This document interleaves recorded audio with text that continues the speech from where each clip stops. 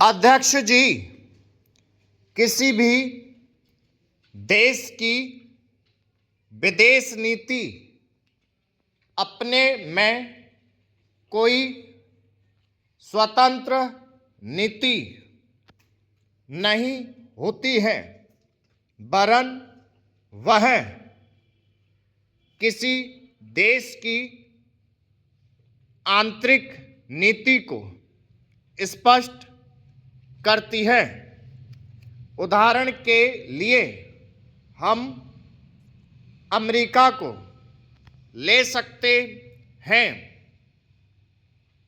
उसने अपने यहाँ अधिक अन्न पैदा किया और जब उसके पास अनाज फालतू बच गया, तब वह अपने बकाया अनाज की बिक्री के लिए ऐसे देशों की तलाश करने लगा जो उधार पर माल ले सकते हों, किंतु हमारी आंतरिक नीति ने यह तय किया कि खर्चीले ढंग से सरकार चलाएंगे और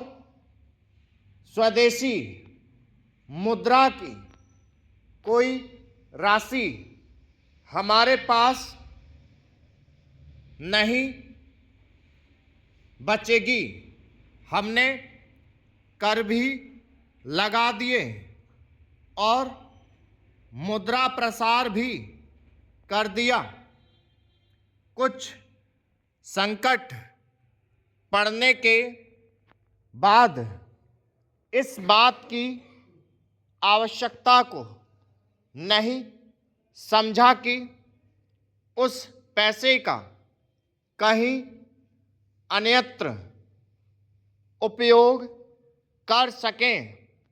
श्रीमान, मुझे माननीय मंत्री जी के इस कथन पर दुख होता है कि दुनिया के अमीर और गरीब देशों का अंतर लगातार बढ़ता जा रहा है। मैं उनसे यह पूछना चाहती हूं कि भारत की विदेश नीति ने उस अंतर को घटाने की क्या कोशिश की है? क्या भारत सरकार ने कभी दुनिया की पंचायत में यह कहने की हिम्मत की है कि बालिग मताधिकार के आधार पर यूएनओ का चुनाव होकर एक संसद बनाई जाए?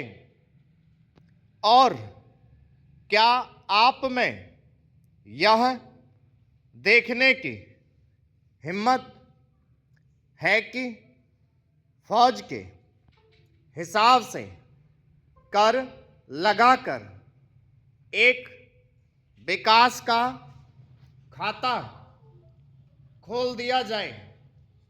जो देश विकसित हैं उनके मजदूरों का 1 घंटा हमारे देश के मजदूरों के 100 घंटों के बराबर माना जाता है, क्योंकि उनके पास साधन है।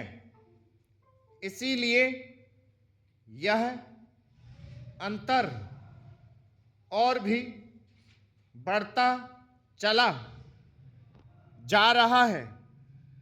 किसी देश के अंदर आंतरिक नीति में अमीरी और गरीबी का अंतर बढ़ता चला जा रहा हो और वह दुनिया के देशों में विद्यमान अमीरी और गरीबी के इस अभिशाप को समाप्त करेगा।